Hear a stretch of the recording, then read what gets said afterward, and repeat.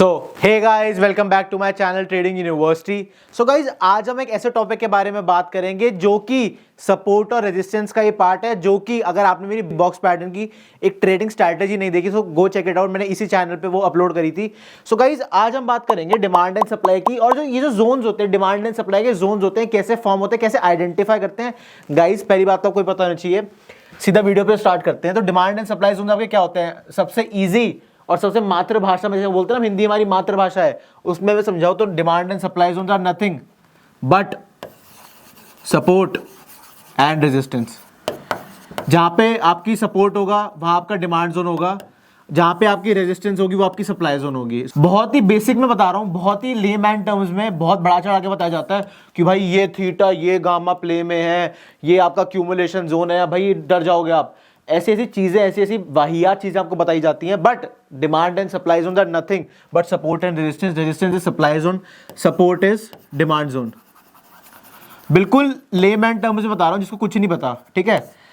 अब एक चीज बताओ मेरे को, हमने बात करी कि जो आपका सपोर्ट है वो डिमांड जोन पे आता है। तो अगर मान लो आपकी जो मार्केट है, ठीक है, वो अगर हम 15 मिनट टाइम फ्रेम पे बात करें, अगर मान लो निफ्टी की बात करें हम, ठीक है, निफ्टी मान लो 5 दिन से कंसोलिडेशन में है, ठीक है। कंसोलिडेशन से मेरा मतलब क्या है? एक ही रेंज में ट्रेड कर रहा था।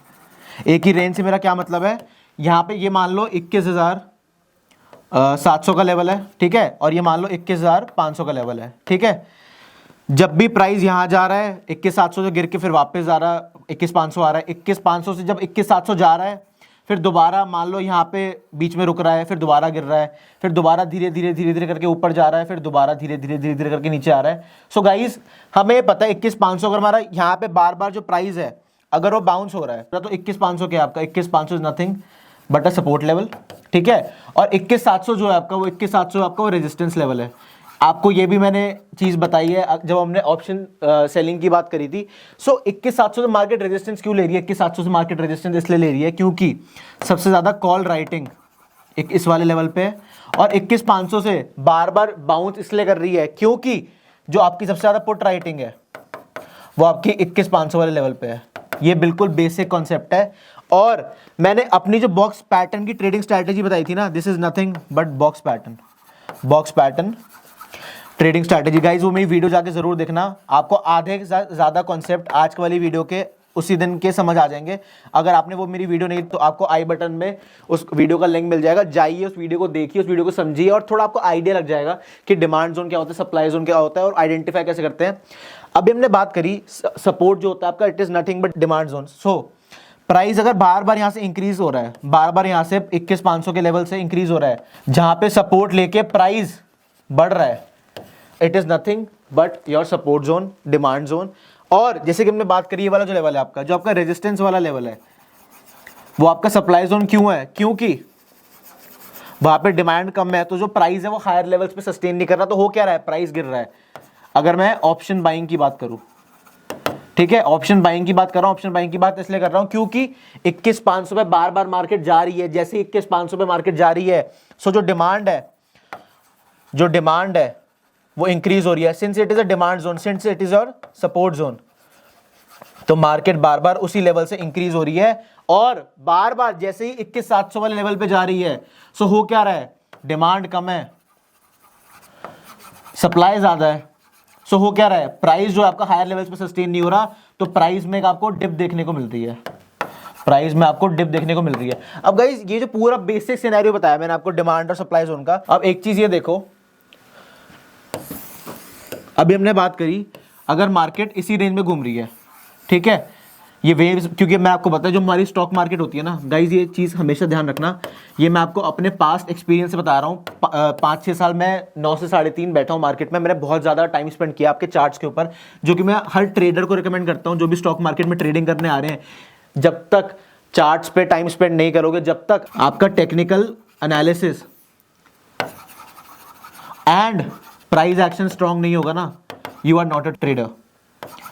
ये दोनों चीज़ें आपकी बहुत ज़्यादा स्ट्रांग होनी चाहिए, तभी आप एक ट्रेडर बन पाते हो। तभी मैं कहता हूँ, जो मेरी पूरी कहानी होती है, स्टॉक मार्केट ट्रेडर बंदा तब बन जाता है जब उसको पता हो कि वो क्या कर रहा है, उसको उसका एंट्री पता है, एग्जिट पता है, रिस्क मैनेजमेंट प्लस साइकोलॉजी पता है, रिस्क टू रिवॉर्ड पता है किसी ट्रेड में, और उसको ये पता है कि वो ट्रेड में क्यों घुस रहा है, उसका जो ट्रेडिंग प्लान है, उस ट्रेडिंग प्लान के हिसाब से जो उसकी ट्रेड है, क्या वो एग्जीक्यूट हुई है, क्या वो नहीं हुई, सब चीज़ें देख के वो एक ट्रेडर लेता है। अगर आपको ये सब चीज़ें नहीं पता तो आप क्या हो, आप एक गैम्बलर हो। मेरा क्या काम है, मेरा एक काम है कि इस गैम्बलर को ना ट्रेडर बनाना है मेरे को।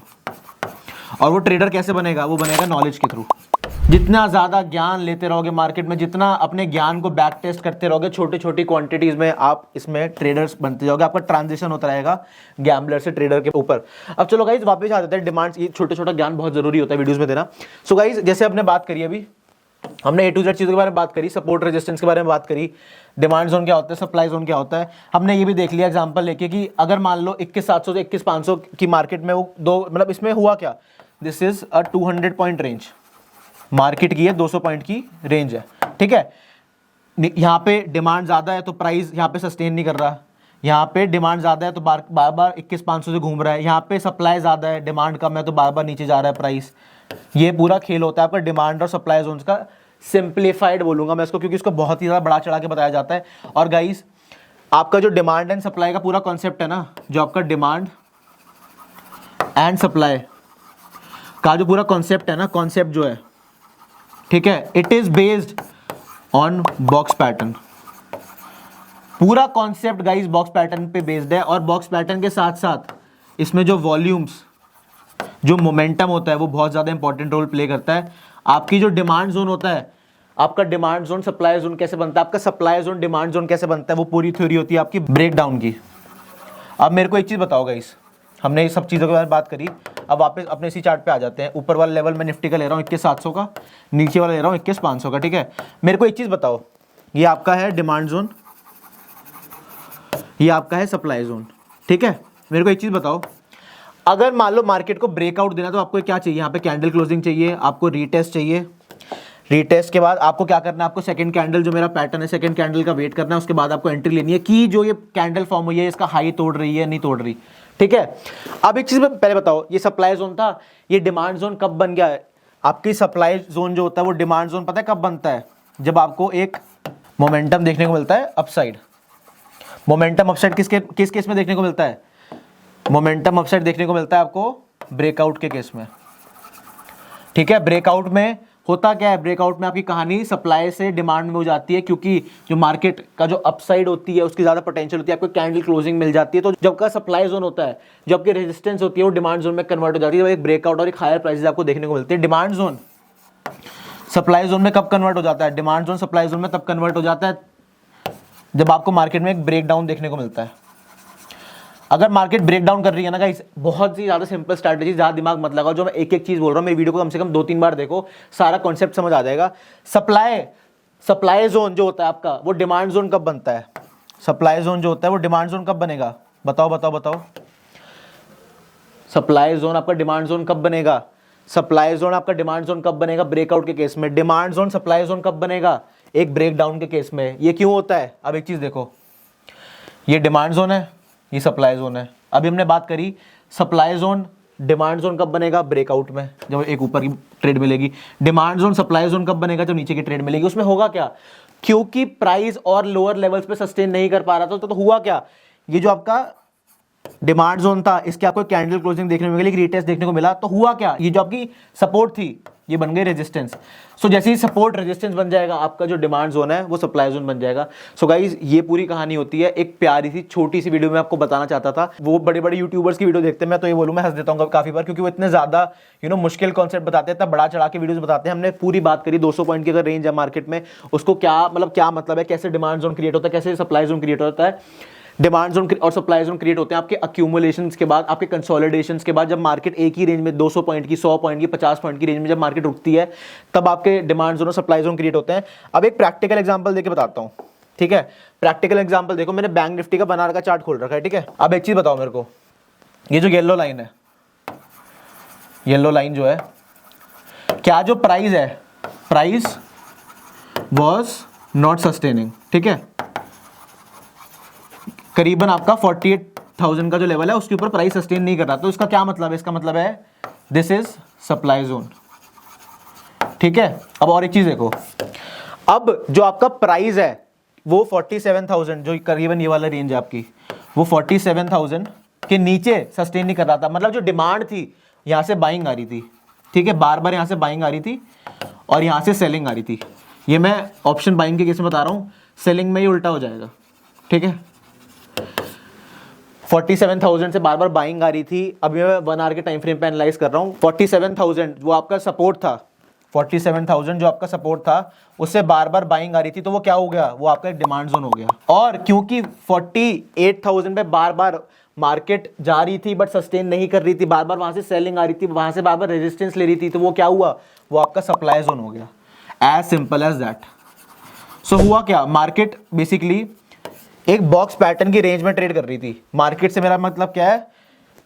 बेसिकली जो 1000 पॉइंट की जो रेंज थी ना आपकी, this was a box pattern. मैंने ये पूरी वीडियो अच्छे से उसमें एग्जांपल्स के साथ, जो मेरी ट्रेडिंग यूनिवर्सिटी की वीडियो है बॉक्स पैटर्न ट्रेडिंग स्ट्रैटेजी, मैंने एग्जैक्टली ये बताया। आज मैंने आपको बस ये बताया कि जो सपोर्ट और रेजिस्टेंस को कैसे एक फैंसी टर्म दी जाती है, कैसे फैंसी मतलब दिया जाता है, वो आपका कुछ नहीं होता, वो आपका डिमांड एंड सप्लाई जोन होता है। तो गाइस जैसे हमने बैंक निफ्टी एग्जांपल दिया, सेम चीज हर जगह आपकी मतलब काम करेगी। जहाँ पे सपोर्ट है वो आपका डिमांड जोन है, जहाँ पे रेजिस्टेंस है वो आपका सप्लाई जोन है। जैसे कि हमने 1000 पॉइंट के बारे में बात करी, 47,000 is your demand zone, 48,000 is your supply zone. यहाँ से बार बार सपोर्ट ले रहा है, यहाँ से बार बार रेजिस्टेंस ले रहा है। As simple as that. So guys I hope आपको मेरी एक short simple video demand and supply zones पे अच्छी लगी होगी। मैं नेक्स्ट वीडियो पे बनी रहिएगा, मेरे चैनल पे बनी रहेगा। बहुत ही ज़्यादा अमेजिंग कंटेंट, जो ऑप्शंस जो ट्रेडर्स होते हैं हमारे, जो हमारे इक्विटी ट्रेडर्स होते हैं, जो हमारे इक्विटी ऑप्शंस, हमारे कोई भी ट्रेडर्स होते हैं जो उनको बहुत ही ज़्यादा कुछ ऐसी टर्म्स होती है मार्केट में जिनको समझने में दिक्कतें होती है, मैं ऐसी ही वीडियोस अपने चैनल पे मैं लाता रहूँगा। So guys please like share and subscribe to our channel. Keep loving, keep supporting and keep sharing our content with all your friends and family. उनको भी बताओ वो जो ट्रेडिंग करते हैं कि वो किस लेवल्स को देख के, जो सपोर्ट और रेजिस्टेंस की हम बात करते हैं, तो डिमांड और सप्लाई जोन्स क्या होते हैं, क्या वो उनको पता था? So guys comment down below कि अगर आपको पता था कि डिमांड एंड सप्लाई जोन्स क्या होती है। क्या आप इसको बहुत ज़्यादा फैंसी टर्म समझ के डर गए थे कि भाई ये तो क्या ही ट्रेडिंग होती है? इसको भी लोग demand and supply trading, free demand and supply, मतलब बहुत ही ज़्यादा मतलब बड़ा चढ़ा के बताया जाता है, but this is nothing but support और resistance zone. So guys thank you for liking, sharing and subscribing our channel. Keep watching, keep sharing and keep loving our content. We'll be back with another great video. Thank you so much for watching. See you, bye.